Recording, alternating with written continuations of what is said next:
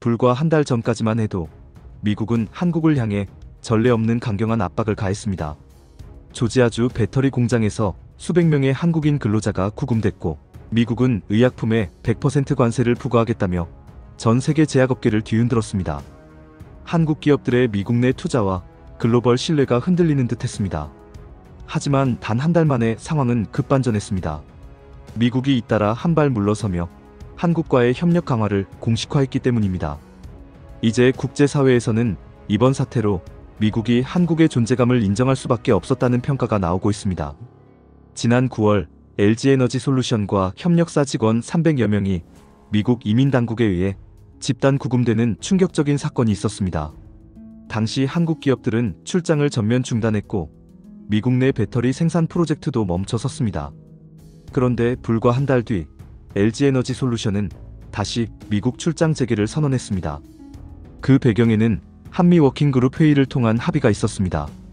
미국 측이 B1 비자와 이스타를 가진 한국인 근로자들이 장비 설치 점검 보수 작업에 합법적으로 참여할 수 있다고 명확히 인정한 겁니다. 이는 사실상 미국이 한국의 해석을 수용한 것으로 구금 사태 당시 불법 노동이라고 몰아붙였던 태도에서 한 발 물러선 셈입니다. 여기서 그치지 않았습니다. 미국 민주당 캠 라거더브 의원은 직접 한국 언론과의 인터뷰에서 이렇게 말했습니다. 한국 동반자법 통과는 미국이 한국에 보낼 수 있는 최고의 사과다. 이 법안은 한국인에게만 연간 1만 5천 개의 전문직 취업비자를 보장하는 특별 조치입니다. 싱가포르, 호주에 이어 한국만을 위한 독자 비자 제도가 생기는 것이죠. 캠 라거더브 의원은 더 나아가 트럼프 행정부가 이런 형태로 유감을 표하는 것은 매우 드문 일이라고 강조했습니다. 결국 이번 법안은 미국이 이번 사태와 관련해 한국의 책임과 위상을 인정하고 있다는 강력한 정치적 신호로 볼 수 있습니다.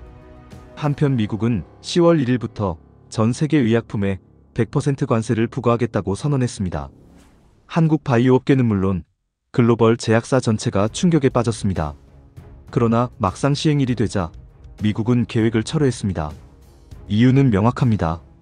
글로벌 제약사들과의 협상 과정에서 현실적으로 불가능하다는 사실을 인정했기 때문입니다. 대표적으로 화이자는 700억 달러를 투자하는 조건으로 3년간 관세를 면제받았고, 미국은 이를 가장 이상적인 모델이라 칭했습니다. 문제는 이 철회 과정에서 한국 기업들이 오히려 전략적으로 빛났다는 점입니다.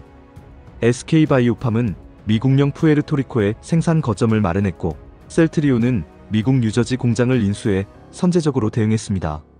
결국 미국의 일방적 관세 폭탄은 한국 기업의 기민한 대응과 국제 압박에 밀려 좌초된 셈입니다.